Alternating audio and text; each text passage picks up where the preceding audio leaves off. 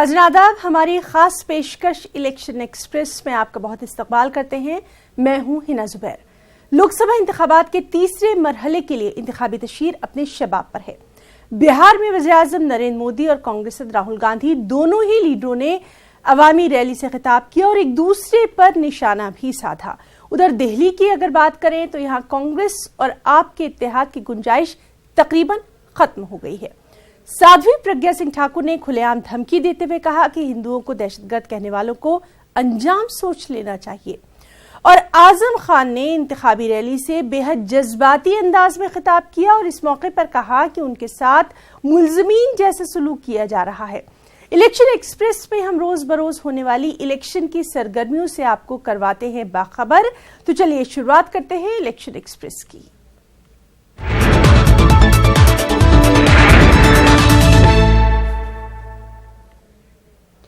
वज़ीर-ए-आज़म नरेंद्र मोदी बिहार के अररिया में हुई रैली में अपोजिशन पर जमकर गरजे और उन्होंने कांग्रेस पर हिंदुओं को बदनाम करने का इल्जाम भी लगाया। पीएम ने कहा कि एक जानिब वोट भक्ति की सियासत हो रही है, दूसरी जानिब देशभक्ति की। नरेंद्र मोदी ने कहा कि अवाम का भरोसा और प्यार ही उनका असल सरमाया है और खिदमत के जज्बे से ही मुल्क की तरक्की मुमकिन है। 26/11 को मुंबई में जब आतंकियों ने हमला किया था तो कांग्रेस और उसके साथियों की सरकार ने क्या किया था? तब देश के वीर जवानों ने पाकिस्तान में घुसकर बदला लेने की इजाजत मांगी थी, लेकिन कांग्रेस सरकार ने सेना को कुछ भी करने से मना कर दिया, क्योंकि उसे वोट भक्ति की राजनीति करनी थी। और पुलवामा के शहीदों का हमने जो बदला लिया है उसकी जरा चर्चा करके देखो, सेना के पराक्रम पर सवाल पूछ के देखो। मैं चुनौती देता हूं, नहीं बोल पाएंगे। साथियों, इसी तरह की वोट भक्ति की राजनीति की गई थी जब दिल्ली के बाटला हाउस में हमारे वीरों ने आतंक के एक मॉड्यूल को खत्म किया था। और मेरा सपना है 2022 तक देश के हर बेघर को, हर गरीब को उसका पक्का घर मिलेगा। ये मेरा सपना है। आपके इस चौकीदार की सरकार में आज दुनिया की सबसे बड़ी health care scheme Ayushman Bharat देश में चल रही है। हर वर्ष गरीबों को 5 लाख रुपए तक का मुफ्त इलाज सुनिश्चित हुआ है। झूठ की राजनीति करने वाले लोग बिहार में एक और अफवाह फैलाने में लगे हैं। ऐसे लोग कह रहे हैं कि सामान्य वर्ग के गरीब के लिए जो 10% आरक्षण का प्रावधान किया गया है उसके बाद आरक्षण की व्यवस्था ही खत्म कर दी जाएगी। मैं आप लोगों से आग्रह करूंगा, ऐसे झूठे लोगों से बचिए।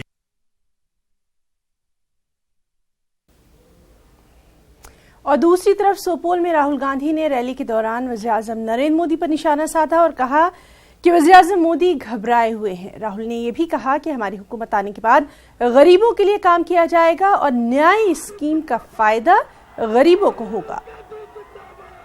गुजारिश करूंगा कि आप जीतन राम मांझी जी का जिंदाबाद, देश का प्रधानमंत्री कैसा हो। एक बार और इससे पहले कि हम अपने आदरणीय नेता आदरणीय श्री राहुल गांधी जी का स्वागत करें, हमारे विधायक आए हुए पूनम बसवानी, मनमोहन सिंह जी, सोनिया जी एकदम बिना पूछे एकदम आपके बीच में आए थे। आपकी मुश्किल, आपके दर्द को समझने आए। आपसे पूछना चाहता हूं, यहां बाढ़ आई, नरेंद्र मोदी जी की सरकार, क्या चौकीदार आया?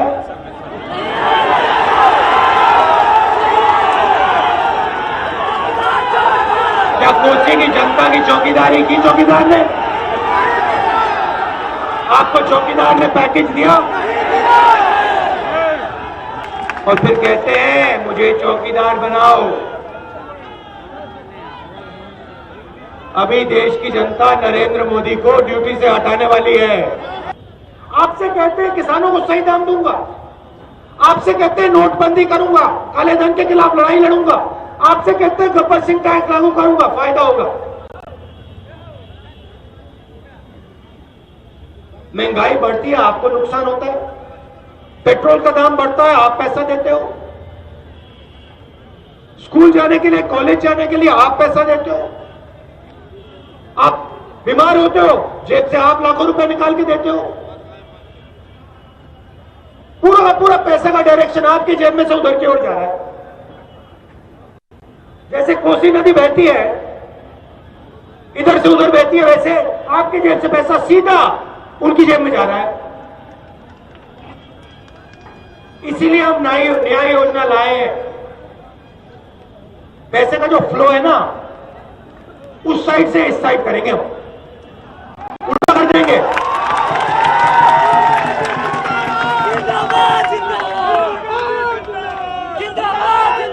आप देखिए, यहां हमारी माताएं आई हैं, बहनें आई हैं, इनके लिए हम क्या करने जा रहे हैं? सबसे पहले जिसकी भी आमदनी 12,000 रुपए प्रति महीने से कम है, कोई भी हो बिहार में, दलित हो, आदिवासी हो, अपर कास्ट का हो, पिछड़ा हो, किसी भी धर्म का हो, अगर 12,000 रुपए प्रति महीना से कम आमदनी है, उसका नाम न्याय योजना में सीधा चला जाएगा। बीएसपी सुप्रीमो मायावती ने रामपुर में इत्तेहाद की मुश्तरका रैली से खिताब किया। मायावती ने दावा किया कि रामपुर से इत्तेहाद के उम्मीदवार आजम खान की जीत यकीनी है। मायावती ने यहां यह भी कहा कि इलेक्शन के बाद हर छोटे बड़े चौकीदार की चौकीदारी जाने वाली है। सांप्रदायिक व पूंजीवादी पार्टी अर्थात बीजेपी एवं आरएसएस को हमेशा मुंह तोड़ जवाब देने वाले, खासकर मोहम्मद आजम खान इस बार अपनी रामपुर लोकसभा की सीट से यहां अपनी ऐतिहासिक जीत जरूर दर्ज कराने वाले हैं। लोकसभा के लिए हो रहे आम चुनाव में भारतीय जनता पार्टी भी केंद्र में अपनी सरकार की रही, खासकर आरएसएसवादी, पूंजीवादी, संकीर्ण, सांप्रदायिक, द्वेषपूर्ण व जातिवादी गलत नीतियों एवं गलत कार्य प्रणाली की वजह से इस बार सत्ता से ये जरूर बाहर चली जाएगी। केंद्र की सत्ता में फिर से वापस आने वाली नहीं है। इस बार इनकी चौकीदारी की भी ये नई नाटकबाजी भी इनको नहीं बचा पाएगी। चाहे चुनाव में इनके सभी छोटे बड़े चौकीदार भी मिलकर अपनी कितनी भी ताकत क्यों ना लगा लें। कांग्रेस के लीडर नवजोत सिंह सिद्धू ने प्रेस कॉन्फ्रेंस करते हुए पीएम मोदी पर निशाना साधा। नवजोत सिंह सिद्धू ने यहां कहा कि 99% लोगों को नजरअंदाज करके चौकीदार ने चंद लोगों को फायदा पहुंचाया है। पीएम मोदी चौकीदार मुल्क के नहीं बल्कि सनतकारों के हैं। सरकारी इनकम प्राइवेट कंपनियों को दी है और सरकारी कंपनियां डूबती चली गईं और चंद प्राइवेट कंपनियां खड़ी होती चली गईं, मुनाफे में आ गईं। चौकीदार अक्सर अमीरों के घरों के बाहर खड़े पाए जाते हैं और वहां गरीबों का आना वर्जित होता है।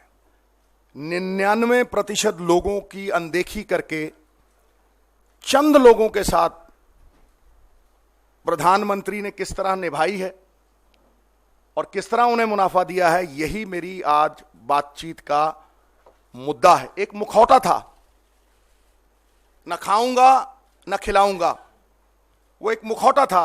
प्रधानमंत्री ने करीब करीब 55 कंट्रीज में ट्रिप्स किए हैं और उन 55 कंट्रीज में अंबानी और अडानी साहब उनके साथ जाके 18 बड़े एग्रीमेंट करके आए हैं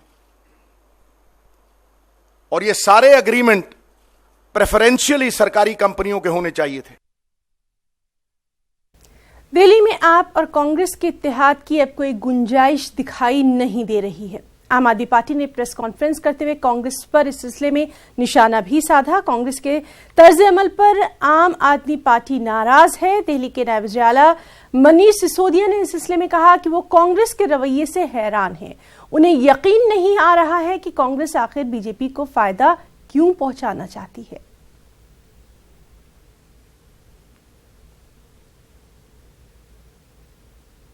हमारा गठबंधन के लिए, राजनीति के लिए तैयार होने का एकमात्र मकसद था कि मोदी अमित शाह की जोड़ी को, पहले हम 33 की बात कर रहे थे पर समय बचा था कि कम से कम 18 सीटों पर नीचे लाया जा सके, यानी कि जीत और हार के बीच में 36 का डिफरेंस अभी भी पैदा किया जा सकता था। हम बार बार इसीलिए तैयार होते हैं, हमने कहा एक सीट हम छोड़ देते हैं, हमें कोई दिक्कत नहीं। उनको 6-3-1 भी स्वीकार नहीं हुआ, बोले जी 2 देंगे। हमने चौटाला जी से बात की, वो तैयार हो गए कि चलो जी ठीक है, हम भी इस इंटरेस्ट में तैयार हैं, कांग्रेस को 7 सीटें दे देते हैं, 2 पे जेजेपी लड़ लेगी और 1 पे आम आदमी पार्टी लड़ ले। और यहाँ दिल्ली में उन्होंने कहा था कांग्रेस ने 4-3 करेंगे, हम उसके लिए कि भाई 4-3 यहाँ कर लीजिए, वहाँ आप ये कर लीजिए। अब कांग्रेस उससे भी मुकर गई। कल रात को कांग्रेस के नेताओं ने, संजय भाई बताएंगे, उन्होंने उनको मैसेज दे दिया कि भाई हम हरियाणा में बिल्कुल तैयार नहीं है। तो इससे साफ हो रहा है कि कांग्रेस टाइम पास कर रही थी, कांग्रेस की मंशा नहीं थी हरियाणा में गठबंधन करने की। हमारी मंशा इस देश में मोदी और अमित शाह की जोड़ी, जो इस देश के संविधान के लिए, लोकतंत्र के लिए, संघीय ढांचे के लिए और जो हमारा सामाजिक ताना बाना है, हमारी गंगा जमनी जो तहजीब है, उसके लिए जो पार्टी खतरनाक बन चुकी है, उसको रोकने के लिए हम इस गठबंधन के करने का प्रयास कर रहे थे। हर प्रकार का प्रयास हमने किया, उसको विस्तार से मनीष जी ने बता दिया। 18 सीटों पर अगर गठबंधन होता तो पहला मैसेज पूरे हिंदुस्तान में एक ही जाता, मोदी, अमित शाह और भारतीय जनता पार्टी सत्ता में नहीं आ रहे हैं। लेकिन मुझे आश्चर्य है, मैं हैरान हूं इस बात से कि कांग्रेस पार्टी मोदी के दोबारा सत्ता में आने की संभावना को जीवित क्यों रखना चाहती है।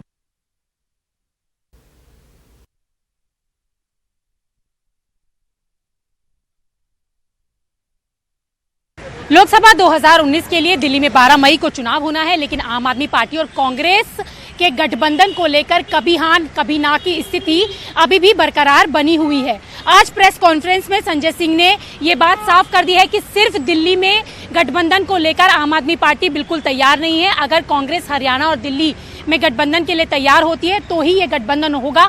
इसके साथ उन्होंने ये भी साफ कर दिया कि आम आदमी पार्टी सिर्फ अमित शाह और मोदी की जोड़ी को रोकने के लिए ये गठबंधन चाहती है, लेकिन कांग्रेस कहीं ना कहीं सीटों के फॉर्मूले को लेकर अड़ी हुई है और इसके साथ ही वो बीजेपी को नहीं हराना चाहती, ये भी बात उन्होंने कही है। अब ऐसे में देखना होगा कि आम आदमी पार्टी और कांग्रेस का गठबंधन होता है या नहीं, या फिर दिल्ली में त्रिकोणीय मुकाबला देखने के लिए मिलता है। कैमरा पर्सन गौरव गिरी के साथ में रचना, न्यूज 18 दिल्ली।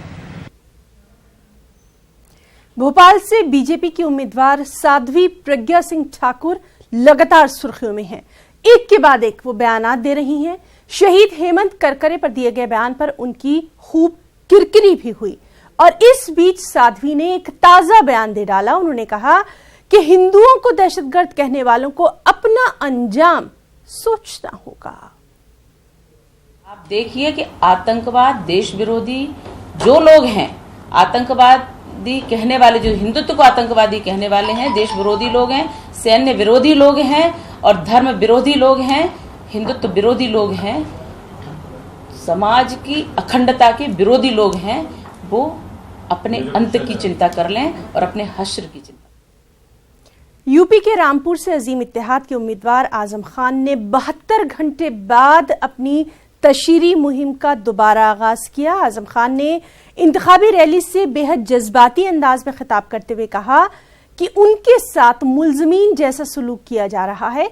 हुकूमत का बस चले तो उन्हें गोलियों से छलनी कर दे।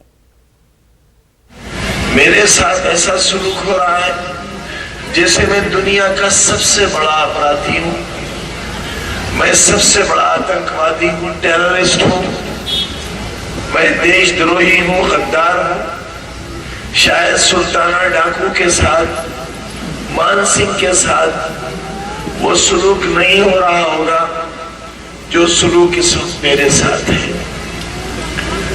मुझे अगर बस चले सरकार का और इंतजामिया का तो सामने खड़े करके गोलियों से छलनी कर दे। इस वक्त मुझसे नफरत की ये इंतहा। गुनाह मेरा सिर्फ ये है कि जो बात आप महसूस करते हो मैं उसे कह देता हूं, इसके अलावा मैं कुछ नहीं करता। मैं जुल्म को जुल्म कहता हूं, आपको मजलूम कहता हूं, और उसका नतीजा यह है कि आज भी इस सभा को रोकने के लिए आप ही के और हमारे बीच के लोगों ने कौन सी कोशिश नहीं की है। हमें उनसे जानना चाहिए, हमें उनसे कहना चाहिए कि आखिर हमारी बदनसीबियों की इंतहा क्या होगी, हम कैसे और किस हद तक जलील किए जाएंगे। कुछ पैसे वाले लोग, कुछ नाजायज कमाई के लोग अगर शरीफों के हुकूक पर डाका डालेंगे तो समाज कहां रह जाएगा। लोग तो जी। लखनऊ से कांग्रेस के उम्मीदवार आचार्य प्रमोद कृष्णन का मानना है कि हालिया इंतखाब फिरकापरस्त और सेकुलर ताकतों के माबैन है और अब ये फैसला सिर्फ और सिर्फ अवाम को करना है कि वो किन ताकतों के हाथों में मुल्क की बागडोर सौंपना चाहती है। प्रमोद कृष्णन ने लखनऊ में मौलाना कल्बे सादिक समेत कई अहम उलमाए कराम से मुलाकात करके वोट की हिमायत का मुतालबा किया। पेश है लखनऊ से तारिक कमर की खास रिपोर्ट।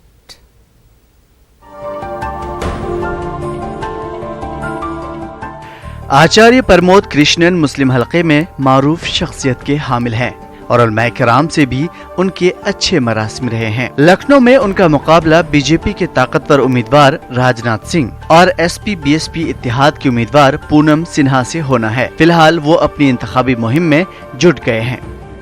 आकर कहा कि नहीं भाई, हम ये चीज़ें जो है वो आपकी कम्युनिटी के लिए और आप मुसलमानों के लिए और देश के लिए सब रख रहे हैं उसके सामने, और इसके लिए हमें राहुल गांधी साहब की भी सपोर्ट है और प्रियंका जी की सपोर्ट है। तो इन्हीं ने ये कहा कि भाई हमारी बात भी आप अपनी मीटिंग में रखिए जो अभी नहीं है। जहाँ तक इलेक्शन का सवाल है तो ज़ाहिर बात है ये सीक्रेट बैलेट होता है और हम लोग शुरू से इसके ख़िलाफ़ रहे हैं कि किसको कौन वोट दे, किसको वोट ना दे, इस पर कोई अपील की जाए, ये मुनासिब नहीं रहता है। उलमाए किराम ने अभी तक अपनी मुट्ठियां नहीं खोली हैं और ऐसे ही बयानात जारी कर दिए हैं जैसे डिप्लोमेट क्या करते हैं। लेकिन प्रमोद कृष्णन इस रद्द अमल पर यही कहते हैं।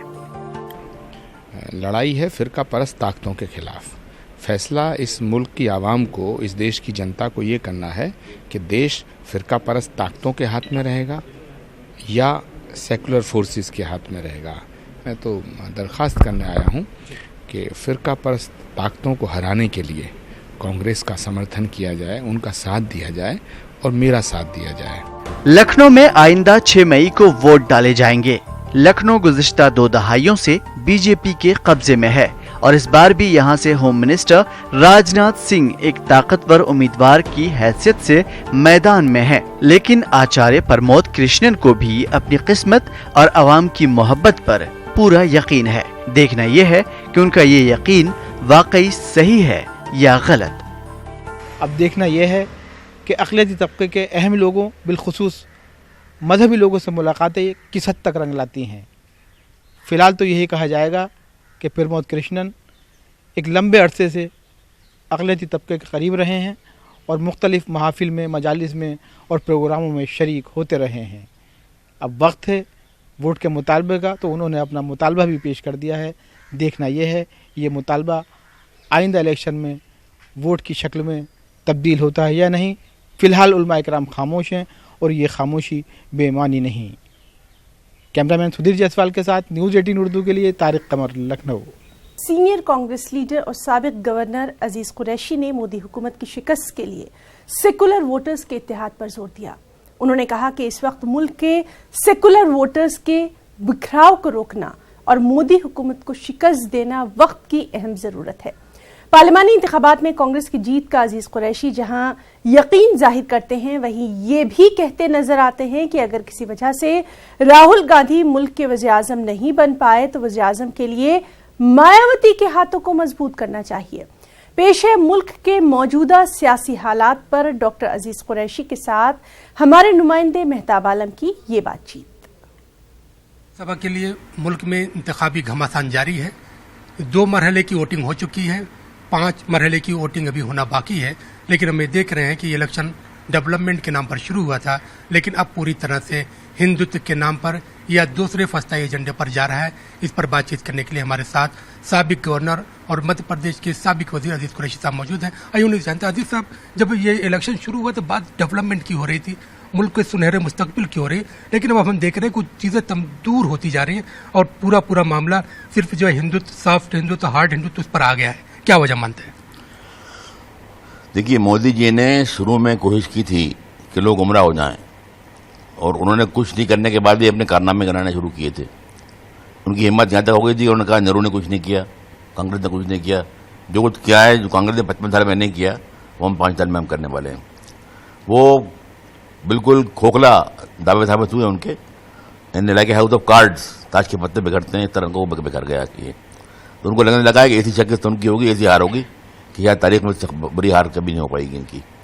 अब उनको उस हार से बचने के लिए, ये हार की ग्रेविटी कम करने के लिए उनके भाई के रास्ता है कि सामने सहारा लो धर्म का, मजहब का। तो मार्क्स ने 200 साल पहले कहा था ये तो आगे कि जब सारे रास्ते बंद हो जाएं सरमायादारी निज़ाम के, जब लोग अपने हक मांगना पे जोर दें, रोटी मांगे, रोजगार मांगे, घर मांगे, दवा मांगे, किताब मांगे, तो उनको दबाने के लिए सहारा लो धर्म का, धर्म की अफीम पिला दो उनको, नशे में डाल दो उनको। तो मोदी जी ने उस फार्मूले को नई बोतल में ला के दिया है कि और अब ये पलियामा और एयर स्ट्राइक और सर्जिकल स्ट्राइक शुरू किए उन्होंने आगे। अच्छा, उसके बाद आपने इंक्वायरी ऑर्डर नहीं की। मामूली क्लर्क भी करता है, गलती इंक्वायरी होती है उसकी आगे। देखिए, इंक्वायरी के साथ हम ये भी देख रहे हैं तो मुल्क के शहीदों पर भी उंगली उठने लगी है। हाँ, इसलिए उठने लगी। ये हमारे आ गई है मोहतरमा जो मुबारक की MP बन के, इन्होंने जो अपने मुंह फूल झाड़ा है मुंह से, उन्होंने आगे करकरे जो हिंदुस्तान की पुलिस का मायनात अफीसर था, जिस पर पूरा मुल्क फख्र करता था, वो शहीद हो गया वहाँ पे। और ये कहती हैं अच्छा वो मारा गया, मतलब कि ये इनकी बात नहीं है, ये पूरी बीजेपी की एक तबका है जो फिरका परस्त, उसकी जन की अक्कासी करती है बात की सब। अब कहाँ गई बीजेपी की वही दावे और वही उनका वही हिंदुत्व और वही उनका कौम परस्ती आ गई। तो हम तो ये भी देख रहे हैं कि शिवराज सिंह ने जो है ये इनके ज़माने में सुनील जोशी हत्याकांड के मामले में प्रज्ञा जोशी साध्वी की जो है गिरफ्तारी हुई थी, और उस जमाने में साध्वी ने इनको जो है शिवराज सिंह को बहुत कुछ भला बुरा कहा था। अब वही शिवराज सिंह के साथ बैठ खड़े होकर चुनाव लड़ा जा रहा है। देखिए, उन्होंने फिल्में बहुत देखी हैं बचपन में, मेरे ख्याल से साध्वी प्रज्ञा ने बहुत फिल्में देखी हैं बचपन से अपने। ये वो बता रही है कि गर्म पानी डाल दिया बच्चे और नमक डाल के हाथ डाल दिए मेरे और बेल्ट से मारा मुझे। ये सारी फिल्मों के सीन हम जो देखते आते हैं, जो जिल्लात होते हैं फिल्मों के। कुरैशी साहब, आपने उत्तर प्रदेश में भी काम किया, उत्तर प्रदेश के आप गवर्नर रहे, वहाँ पर सपा बसपा या कांग्रेस की बात करें, जो गठबंधन है तो क्या रोल प्ले करेगा? देखिए, अबव एवरीथिंग मैं पॉलिटिक्स से ऊपर हटके जो सोचता हूँ, आज के मुल्क की सबसे बड़ी जरूरत है मोदी को हराना। अगर बचाना है संविधान को, प्रजातंत्र को, हमारे सेकुलरिज्म को, डेमोक्रेसी को, संविधान को, तो मोदी का हारना जरूरी है, वरना कुछ बचने वाला नहीं है यहाँ पे। वो कह चुके हैं कि आखिरी चुनाव है, उनके लोग कह चुके हैं, सुना होगा आपने। तो इसलिए मोदी को हराना, जब बीजेपी को हराना जरूरी है, तो उससे हमें थोड़ा ऊंचा होकर सोचना पड़ेगा। मेरा बिल्कुल साफ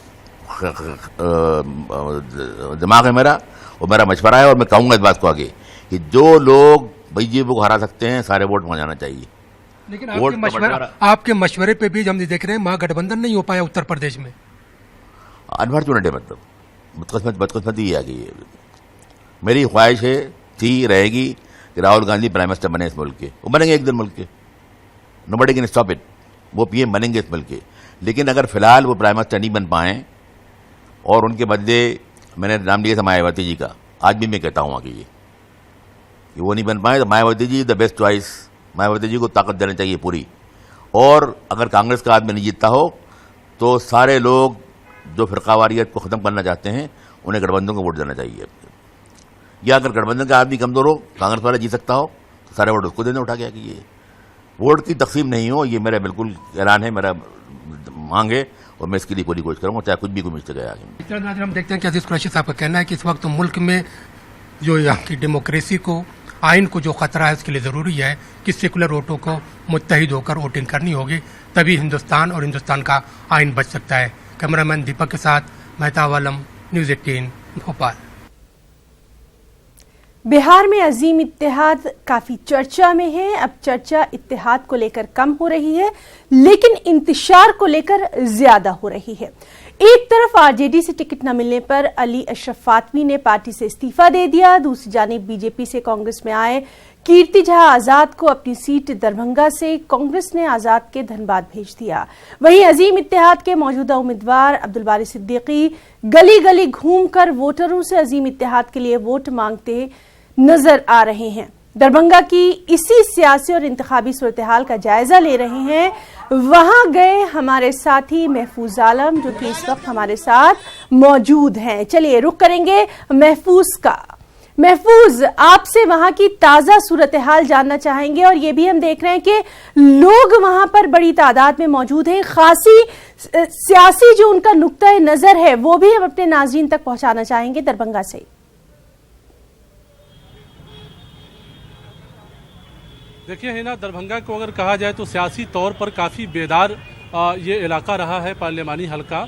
लेकिन जिस तरह से सियासत हुई है यहाँ पे, ख़ास तौर से अगर आप कहें तो 1991 से लेकर 2014 तक दो लोगों के बीच में दरभंगा में फाइट होती रही है, अली अशरफ फातमी और कीर्ति आज़ाद में। कीर्ति आज़ाद यहाँ के एमपी हैं, 2 बार से बीजेपी के टिकट पर यहाँ के एमपी बने। बीजेपी छोड़ चुके हैं, कांग्रेस में शामिल हो गए हैं, लेकिन दरभंगा से उम्मीदवार नहीं बनाए गए। अली अशरफ फातमी यहाँ से कई बार जीते, आरजेडी ने उनका टिकट काट दिया। अब वो मधुबनी से बहुजन समाज पार्टी के टिकट से लड़ रहे हैं। आरजेडी ने अपना उम्मीदवार अब्दुल बारी सिद्दीकी को बनाया है, एनडीए ने अपना उम्मीदवार गोपाल जी ठाकुर को बनाया है। दरभंगा में कहें तो सियासी गहमा गहमी अपने शबाब पर है। आवाम जो है, जो वोटर है, वो भी जो है यहाँ के बारे में, यहाँ के मसले के बारे में काफ़ी गौर कर रही है कि मसले हल नहीं हो पाते हैं। आपको जानकर हैरानी होगी कि दरभंगा में आज भी 44% लिटरेसी रेट है, रोज़गार नहीं है। यहाँ से बड़ी तादाद में लोग माइग्रेट कर जाते हैं, दूसरे शहरों में जाते हैं, तब जाकर रोज़गार उन्हें हासिल होता है, घर का चूल्हा रोशन होता है। इसके अलावा जो है कि मसले हैं, कई गाँव में आज हम लोग गए जहाँ पे मर्द हजरात नहीं मिले। पूछने पर लोगों ने ये कहा कि हाँ मर्द हैं ही नहीं, वो माइग्रेट कर गए हैं, वो बाहर नहीं जाएंगे तो घर में चूल्हा जलेगा कैसे। तो ये कई सारे सवाल हैं जो आज जो उम्मीदवार यहाँ लड़ रहे हैं मौजूदा इंतखाब में, वो नए हैं यहाँ के लिए, उन्हें हल करना होगा। और वो वादा और दावा करा रहे हैं वोटरों को। अब देखना दिलचस्प होगा कि वोटर जो है किस हिसाब से और किस पार्टी के मुकद्दर को रोशन करते हैं। हमारे साथ कई लोग हैं यहाँ, हम समझने की कोशिश करेंगे कि दरभंगा के मसले क्या और सियासी गहमा गहमी यहाँ किस हिसाब से हो रही है। आप बताएंगे, आपके हलके में हम लोग मौजूद हैं, क्या कहेंगे दरभंगा के मसले जो है आप किस हिसाब से देखते हैं? दरभंगा के अंदर जो सबसे बड़ा प्रॉब्लम है कि यहाँ पे जो अनएम्प्लॉयमेंट है, जैसा कि आपने बिल्कुल कहा कि यहाँ से लोग माइग्रेट कर चुके हैं।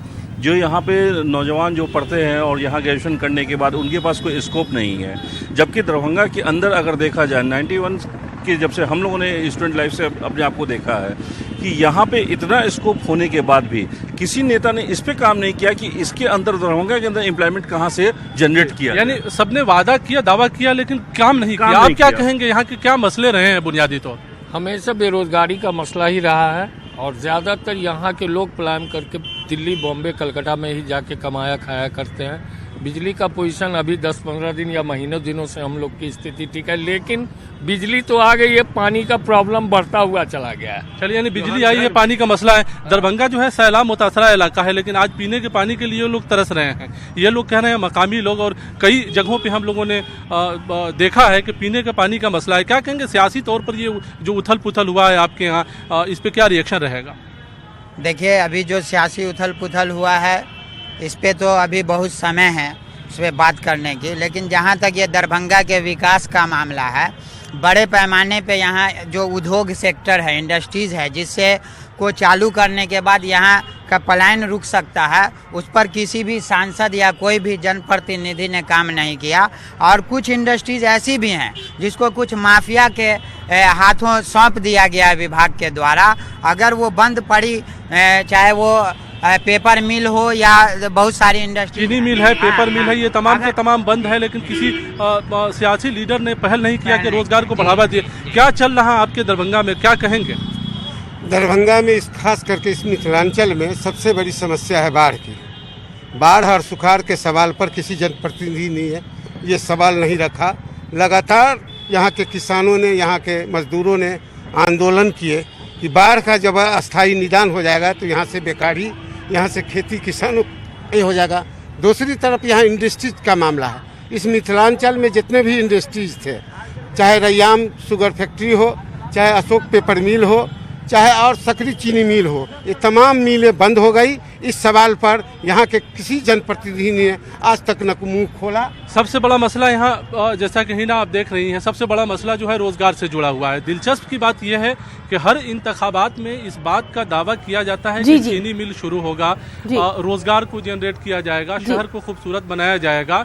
जो मौजूदा MP हैं, उन्होंने जब चुनाव जीता था तो ये कहा था दरभंगा को दिल्ली बना देंगे। उससे पहले जो अली अशरफ आदमी ने इंतखाब जीता तो उन्होंने भी कई सारे वादे किए थे। तो हर उम्मीदवार के जो यहाँ से जीतते रहे हैं, दरभंगा के डेवलपमेंट के सिलसिले में यह वादा है कि दरभंगा को डेवलप कराएंगे।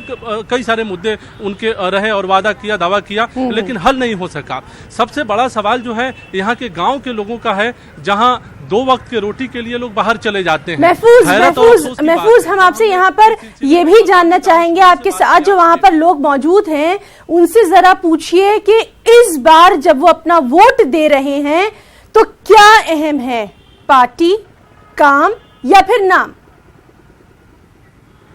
जी बिल्कुल, इस बार जो इंतखाब है, जाहिर है इसमें जो है जिस तरह से आप लोगों ने अपने मसले को रखा है, जब वोट डालने जाएंगे तो क्या जहन में बात रहेगी? डेवलपमेंट के मुद्दे पे वोट डालेंगे, कास्ट लाइन या पॉलिटिकल या पार्टी लाइन के ऊपर वोट डालेंगे, क्या रहेगा मामला? नहीं, अब जो यहाँ की पब्लिक है वो भी डेवलपमेंट चाहती है। जो सबसे पहला चीज़ है वो है रोजगार। हर कोई अपने बच्चे को चाहता है कि उसके घर में रहे और उसको रोजगार यही मिले। कोई अपने बच्चे को ये नहीं चाहता कि वो शहर छोड़ के दूसरे शहर में जाके वो वहाँ पे काम करे और वहाँ से कमा के भेजे। अगर ये चीज़ को सबसे पहले लोग देख रहे हैं और आप अगर पूरे शहर में घूमें और इनसे बात करेंगे तो ये जो मुद्दा है, जो बेरोजगारी का मुद्दा है, ये बहुत बड़ा मुद्दा है। बहुत बड़ा मुद्दा है। इंतखाब जिस दिन होगा, पोलिंग जिस दिन है, उस दिन जब आप वोट डालने जाएंगे तो क्या रहेगा यहाँ के लोगों के जहन में? ये ख्याल रहेगा क्या डेवलपमेंट सबसे बड़ा मुद्दा होगा आप लोगों के लिए, बुनियादी सवाल पे? और रोजगार के लिए, डेवलपमेंट के लिए ही लोग वोट कास्ट करेंगे, जातिवाद पे कोई मुद्दा नहीं है। चलिए, यानी जातिवाद या पार्टी लाइन पे वोट नहीं होगा। आप क्या कहेंगे, क्या रिएक्शन रहेगा? देखिए, जो शहर की हालत है, खास करके दरभंगा की, यहाँ आप अगर बाहर से आने का सोचेंगे तो शहर में एंट्री के लिए आपको 2 घंटा 3 घंटा बल्कि 4-4 घंटा, ट्रैफिक की जो समस्या है वो भी यहाँ एक बड़ी समस्या है। और कहीं भी ट्रैफिक का कोई व्यवस्था नहीं है तो शहर का जो डेवलपमेंट होना है उसमें भी कहीं ना कहीं प्रतिनिधियों ने मजाक किया है। पानी के निकासी का जो मामला है, नाला का, उसमें भी नगर निगम जो है वो पूरी तरह विफल है। और पानी अभी समरसेबुल जो लोगों के घरों में हो गया, जिस कारण आम नलों में पानी नहीं मिल रहा है और अभी गर्मी की शुरुआत है, अभी से ही लोग पानी के लिए भी तरसते हैं। यानी ये कहा जाए कि दरभंगा सियासी तौर पर काफी बेदार हुआ है। यानी जब वो वोट डालेगा तो इस बात का ख्याल रखेगा कि जो बुनियादी सवाल है, बुनियादी मसले हैं, उसके ऊपर वोट डाला जाए, न कि पार्टी लाइन पे और जात पात पे वोट डाला जाए। क्या कहेंगे सर आप? अभी जो चुनाव है उस चुनाव में सियासी तौर पर लोग बेरोजगारी के सवाल पर तो चिंतित हैं ही, लेकिन दूसरी तरफ आपको चिंतित लोग हैं यहाँ धर्म के नाम पर लोग वोट नहीं करना चाहता है। यहाँ लोग चिंतित ही इस बात के लिए हैं कि देश बचाओ, संविधान बचाओ, लोकतंत्र बचाओ, उस सवाल पर यहाँ यानी सवाल यहाँ जाहिर है, ये एक अच्छी बात है कि सियासी तौर पर वोटर जो है बेदार हुए हैं। ये अक्सर बातें जो है बिहार में उठती रही है और लोग कहते रहे हैं कि जात पात और कास्ट के लाइन पर लोग वोट करते हैं, पार्टियों को देखकर वोट करते हैं। डेवलपमेंट मुद्दा नहीं रहता है, बात ज़रूर होती है, लेकिन पोलिंग के दिन जो है लोग भूल जाते हैं। तो ये एक तरह से कहें दरभंगा के लिए एक तरह से बेदारी आई है लोगों में, जब लोग ये कह रहे हैं कि नहीं वोट डालेंगे, लेकिन हमारे जो मामले हैं, जो मसले हैं बुनियादी तौर पे, वो जो है जहन में रहेगा। ये बुनियादी सवाल जो है सबसे बड़ा है, जिसको लेकर जो है अब पोलिंग बूथों पर जब लोग जाएंगे तो उनके मन में ये सवाल रहेगा। जी महफूज, आपसे ये भी जानना चाहेंगे, जिस तरह से लगातार वहां की जो रियासती हुकूमत है वो तरक्की के दावे करती रही है, अक़लियतों के लिए हमने देखा था कई तरह की स्कीमों की शुरुआत की गई है, हकीकी मायनों में क्या नजर आ रहा है? देखिए, सूबाई हुकूमत का दावा अपनी जगह पर है। सूबाई हुकूमत ने इंतखाब से कबल कई सारी स्कीमों का एक साथ ऐलान किया ताकि उसका फ़ायदा जो है लोकसभा के इंतखाब में उठाया जा सके। लेकिन जब आप जायज़ा लेंगे पूरे इलाके का कि सूबाई हुकूमत जो डेवलपमेंट स्कीमें चला रही है या माइनॉरिटी के हवाले से जो डेवलपमेंट स्कीमें चलाने का ऐलान की है, क्या उसका फ़ायदा लोगों को पहुंच रहा है? तो इसमें जब ग्राउंड रियलिटी पे जब हम बात करते हैं, जब हम देखते हैं शहर टू शहर, देही इलाकों की बात जब हम करते हैं, वहाँ जब हम देखते हैं तो लोगों को उसका फ़ायदा नहीं पहुँचा है। बहुत सारे नहीं, मतलब अगर फीसद में कहें तो 60 से 70% लोग गाँव के ये जानते ही नहीं है कि उनके लिए कौन सी स्कीम चलाई जा रही है। शहरों में लोग बेदार ज़रूर हैं, लेकिन वो भी इस बात का अफसोस करते हैं कि डेवलपमेंट स्कीम के नाम पर हुकूमत ऐलान करती ज़रूर है, लेकिन उसका फ़ायदा लोगों को नहीं पहुंच पाता है। तो जो एक मास्टर स्ट्रोक कहें तो नीतीश कुमार ने खेला था मदारिस के टीचरों को 7वां पे कमीशन का फ़ायदा देकर, और ये बात जो है जो पहले और दूसरे मरहले के इंतखाब में तमाम सियासी पार्टियों ने इस बात का हर इंतखाबी रैली में इस बात का जिक्र भी किया, ताकि ख़ास तौर से सीमांचल में जब इंतखाब हो रहा था तो उसका फ़ायदा हो जाए। आपको बताएं कि जी महफूज, तो इस तमाम तर तफसीली जानकारी के लिए आपका और आपके साथ जो वहां के मकामी लोग मौजूद हैं सभी का बहुत बहुत शुक्रिया। तो नाज़रीन, ये थे बिहार के दरभंगा से हमारे साथी महफूज आलम, जो कि वहां की जमीनी हकीकत जो है वो हमारे सामने रख रहे थे। कर्नाटक में मुस्लिम और ईसाइयों की नाराजगी को दूर करने की कांग्रेस की तरफ से कोशिश जारी है। प्रदेश कांग्रेस कमेटी ने मुसलमानों से अहम वादे भी किए हैं। कांग्रेस ने मुसलमानों को मजीद 2 MLC के ओहदे देने का वादा कर डाला है। साथ ही राज्यसभा के लिए मजीद एक मुस्लिम नुमाइंदगी को नामजद करने का भी वादा किया है। साहब ने खुद मुझे बोला है, दिनेश गुंडूराव साहब ने भी मुझे बोला है और दूसरे लीडरों को भी बोला है कि अगर पार्लियामेंट के लिए सीट देने में नाकाम रहे तो 2 MLC और 1 राज्यसभा मुसलमान को जो भी पहले आने वाला है अब उसमें से देंगे। ये उनका वादा रहा है और इस वादे को पकड़ के हम भी चलेंगे और इसको छोड़ने वाले नहीं हैं। और इंशाल्लाह जब भी पहली चांस आएगी उसमें अगर 2 माइनॉरिटीज़ हो सकता तो 2 लेंगे। एक राज्यसभा का भी शायद 2020 में आने वाला है, तब भी लेंगे। और सांगलिया ने भी रिज़ाइन कर चुके हैं। अलेक्जेंडर ने भी रिज़ाइन किया था, मगर वहाँ वेणुगोपाल साहब आए थे, उनसे बातचीत हुई और वो मान गए हैं। और बहुत से चर्चेस से हम लोगों ने अपनी बातचीत चलाई सब लोगों के साथ, सब फादर्स के साथ में। सब लोग मान चुके हैं कि नहीं, गुस्सा था ज़रूर, मगर इसका जो नेक्स्ट हल है उसके लिए आप लोग हमको मदद करने की ज़रूरत है। वो सिर्फ इतना चाहते हैं कि उनकी सेफ्टी चाहिए, उनके हुकूक ना मारे जाएं। कर्नाटक के बीदर में बीजेपी अक़लियती मोर्चे के रियासती एग्जीक्यूटिव रुकन मोहम्मद रऊफ कचेरीवाले ने मुसलमानों से बीजेपी को वोट देने की अपील कर डाली है। इस सिलसिले में रऊफ ने एक खास पर्चे का भी इजरा किया जो कि उर्दू जबान में है। बताया जाता है कि बीदर के बीजेपी उम्मीदवार भगवंत खोबा के बीदर में मुसलमानों से ताल्लुकात बेहतर रहे हैं, इसी वजह से इस तरह के पर्चे शाये करवाए जा रहे हैं।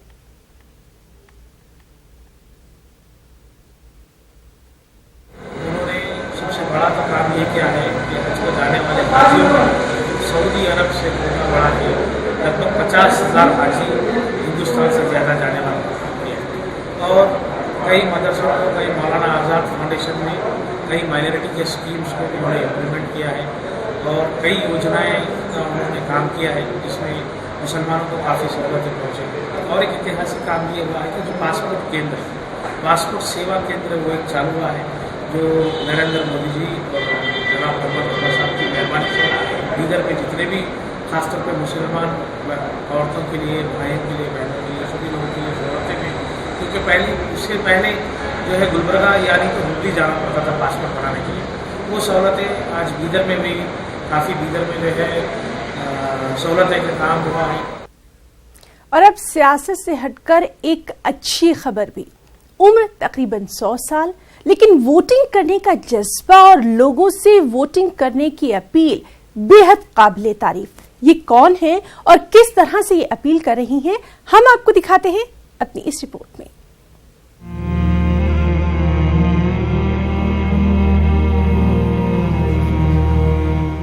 चलने में थरथराते पांव, बोलने में लड़खड़ाते होठ, ये हैं गया की गीता देवी। उम्र 100 साल के करीब पहुंच चुकी है। गीता देवी ने पहली बार 1952 में अपने हक रायदही का इस्तेमाल किया था। गीता देवी बिहार के चिड़िया गांव की रहने वाली हैं, जो जहानाबाद लोकसभा इलाके में पड़ता है। भले ही वो ज्यादा दूर तक पैदल चलने के काबिल नहीं है, लेकिन आज भी चुनाव में वोट करना नहीं भूलती। साथ ही वो लोगों से भी वोट करने की अपील कर रही हैं। जहना सजाद होलिए तहना सम वोट दे रहे, बटन दबावा है, बटन दबावा है। वोट देना जरूरी है, सब कोई वोट दे है। गीता देवी फ्रीडम फाइटर भी हैं और इनकी तमन्ना है कि जब तक उनकी सांस चले तब तक वो वोट में जरूर हिस्सा लें। ऐसे में उनके घरवाले भी हर चुनाव में उन्हें पोलिंग बूथ ले जाकर वोट जरूर करवाते हैं। इसमें भी मतलब ये पूर्ण रूप में एक्टिव है और लोगों को भी कहते रहती है कि नहीं, जो जब हम इतना बूढ़ी होकर के वोट देवे जा सके तो तुहनियों घर से निकल के जल्दी जाके वोट देती हैं। अभी तो पूरा उत्सुकता रहता है इनके अंतर्गत कि हाँ हमको वोट करना ही है जाकर के। और घर में भी जो घर में जो इनकी जो हमारे बहू वगैरह हुई जो भी है, इन लोगों को सब कुछ कहती है कि नहीं, काम पहले वोट दे के आओ तब काम करना। जमहूरियत की मजबूती के लिए हर एक वोट जरूरी है। इसे लेकर इलेक्शन कमीशन भी मुहिम चला रहा है।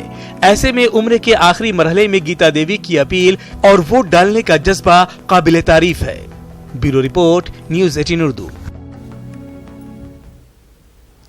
इंतखाबी मौसम में सियासी जमातें और उम्मीदवार तक शराब और पैसों के जरिए वोटर्स को मुतासिर करने की कोशिश करते हैं, लेकिन अब ये तरीका खुद ऐसे लोगों को मुश्किल में डाल सकता है।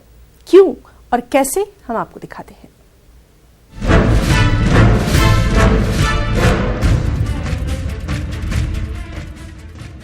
आप भी इलेक्शन कमीशन के रिपोर्टर बन सकते हैं। बस चुनाव के दौरान आपको कोई लीडर शराब या पैसे तकसीम करते दिख जाए तो आप उसका वीडियो बनाकर सी विजिल ऐप पर डाल सकते हैं और इलेक्शन कमीशन उस लीडर पर कार्रवाई करेगा।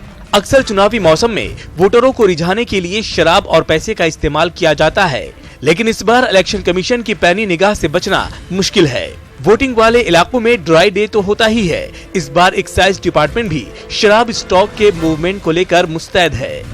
तीसरा जो सबसे महत्वपूर्ण है, जो हम लोगों ने आम नागरिकों को जो सशक्त किया है सी विजिल ऐप के माध्यम से, तो उस ऐप का एक बहुत बड़ा जो रोल है वह है इलेक्टोरल ऐसे माइल प्रैक्टिसेस, जिसमें कि कैश वितरण हो, कहीं शराब बिक्री हो रहा हो, तो इस तरह की चीज़ों को रोकने के लिए वो एक वीडियो बना के या फ़ोटो खींच के सी विजिल ऐप पे अपलोड कर सकते हैं और उसमें हम लोग 100 मिनट्स के अंदर त्वरित कार्रवाई करते हैं। इंतजामिया सतह पर भी लगातार चेकिंग मुहिम चलाई जा रही है। इसके तहत गैर कानूनी शराब और नशे के अलावा कैश पर भी पुलिस की नजर है। साथ ही इंतजामिया लोगों से भी इत्तला देने की अपील कर रहा है।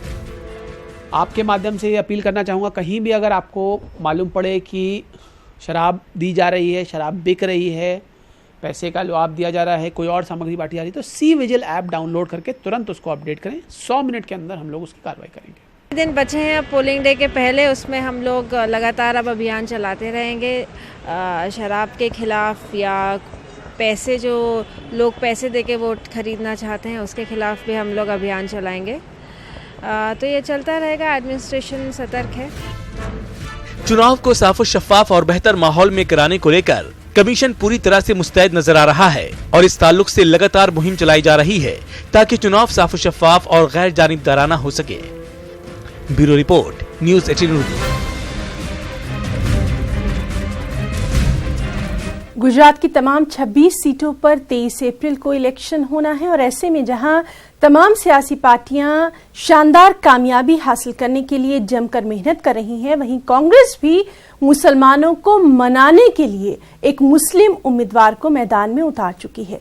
लेकिन सवाल यहां ये अहम है कि कांग्रेस ने भरूच लोकसभा सीट से शेर खान पठान को मैदान में क्यों उतारा, जबकि देखा यह गया है कि शेर खान की भरूच के मुसलमानों पर कोई पकड़ है ही नहीं। लगता यही है कि कांग्रेस शिकायत का मौका ना मिले इसलिए मुस्लिम उम्मीदवार को टिकट दे रही है। इस मामले को लेकर हमारे साथी आरिफ आलम ने कांग्रेस के एमएलए इमरान खेड़ावाला से खास बातचीत की। 9.5% मुस्लिमों की आबादी है, लेकिन गुजरात के मुस्लिमों के सियासी कद की बात करें तो ना के बराबर है, क्योंकि जहां गुजरात में 3 एमएलए मुस्लिम हैं, वहीं एमपी की अगर बात करें तो एक भी नहीं है। हालांकि सेकुलर पार्टियां मुस्लिमों के सियासी कद को बढ़ाने के दावे तो करती हैं, लेकिन हकीकत कुछ अलग नज़र आती है। इस पूरे मामले पर बातचीत करने के लिए हमारे साथ में कांग्रेस के एमएलए इमरान खेड़ावाला साहब हैं, उनसे बात करेंगे। इमरान साहब, कैसे देखते हैं गुजरात में लोकसभा इलेक्शन होने वाले हैं, किस तरीके से तैयारियां हैं और कैसे देखते हैं मुस्लिमों के सियासी कद को?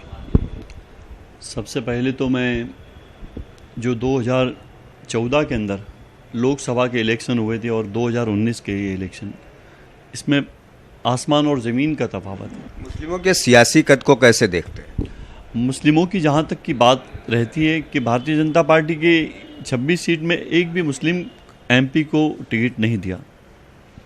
विधानसभा के अंदर भी 182 लोग हैं, उसमें एक भी मुस्लिम को भारतीय जनता पार्टी ने टिकट नहीं दिया। लेकिन 2019 के अंदर इस वक्त भी कांग्रेस ने एमपी का टिकट भरूच के अंदर मुस्लिम को दिया है।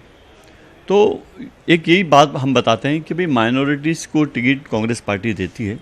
वजह यही है कि बरसों से कांग्रेस पार्टी के साथ माइनॉरिटी मुस्लिम समाज जुड़ा हुआ है। आपको बतौर मुस्लिम लगता है कि जिस तरीके से कांग्रेस ने एक सिर्फ टिकट दिया है उससे खुश हैं, क्योंकि पूरा समाज हमेशा कांग्रेस के साथ रहता है? अब 26 सीट के अंदर ऐसा है कि जहाँ मुस्लिमों की आबादी ज़्यादा है, कई सीट ऐसी है कि जहाँ मुस्लिम की आबादी ज़्यादा है वहाँ पर अगर जो टिकट हम लोग देते हैं तो उसके अलावा जैसे कच्छ के अंदर भी मुस्लिमों की आबादी ज़्यादा है, भरूच के अंदर ज़्यादा है। अहमदाबाद की मैं बात करूँ कि अहमदाबाद पश्चिम की जो सीट है, यहाँ पश्चिम की सीट अगर जो अनामत नहीं होती है तो यहाँ 3,10,000 मुस्लिम है और 3,15,000 दलित है। तो यहाँ अगर अनामत नहीं होती तो यहाँ भी मुसलमान जीत सकता है, ऐसी पोजीशन है। लेकिन ये अनामत सीट है तो हम लोग यहाँ दावा नहीं कर सकते। ऐसा कहा जाता है कि शेर खान को कांग्रेस से जानबूझ के उतारा है क्योंकि उनका कोई सियासी कद नहीं है और उनको इस तरीके से मैदान में लाया है कि मुस्लिमों की शिकायत भी दूर हो जाए कि हमने एक मुस्लिम उम्मीदवार को उतारा, और जबकि नतीजा बिल्कुल सामने है। इसको कैसे देखते हैं? मुस्लिम की कोई शिकायत इसके अंदर मैं समझता हूँ कि होनी नहीं चाहिए। 26 में से एक सीट हर इलेक्शन के अंदर पिछले पहर भी दी थी कांग्रेस पार्टी ने, दूसरी पार्टी ने यहाँ पर गुजरात के अंदर दूसरी किसी बीजेपी ने और किसी पार्टी ने दी नहीं है। लेकिन हमको ये इसके लिए मैं शेर खान की बात कर रहा हूँ कि अगर कुछ नहीं है तो कम से कम एक मैसेज तो जाएगा नहीं, एक मैसेज जाएगा वो कि भाई माइनॉरिटी को कांग्रेस पार्टी साथ में रखती है, टिकट भी देती है, रिजल्ट जो भी आएगा। लेकिन एक तो बात यह है कि भाई माइनॉरिटी को संभालती तो है, होना चाहिए। एक आखिरी सवाल, अहमद भाई ने कल शाम को कहा कि 15 सीटें यहाँ से कांग्रेस जीत रही है। आप भी प्रचार वगैरह में जाते हैं, कैसा माहौल देख रहे हैं और कितनी सीटों पर जीत की उम्मीद जताई जा रही है? बिल्कुल सही बात है। मैं काफ़ी जगहों पे प्रचार में गया हूँ और लोगों के अंदर एक शहरों के और गाँवों के अंदर ये दो में थोड़ा फ़र्क है। बड़ौदा, सूरत, अहमदाबाद की बात करते हैं तो यहाँ एक थोड़ा सी अलग माहौल है, लेकिन जहाँ जहाँ दूसरी सीटों पार्लियामानी इंतखाबात के इस माहौल में सियासी लीडरान वोटरों की हिमायत हासिल करने के लिए हर जतन कर रहे हैं। मशहूर मारूफ शायर पॉपुलर मेरठी ने भी इस इंतखाबी माहौल का अपने अंदाज में जायजा लिया है और इसको कुछ यूं पेश किया है। तो आप भी लुत्फ अंदोज होइए उनके इस अंदाज से। मुझे इजाजत दें, आदाब। एक शायर समाज के हालात को जिस तरह से देखता है वैसा ही उसकी शायरी में उस समाज की अक्कासी होती है। पॉपुलर मेरठी मिजाहिया शायर हैं और उन्होंने इलेक्शन और पॉलिटिकल लीडर्स को लेकर भी शायरी की है।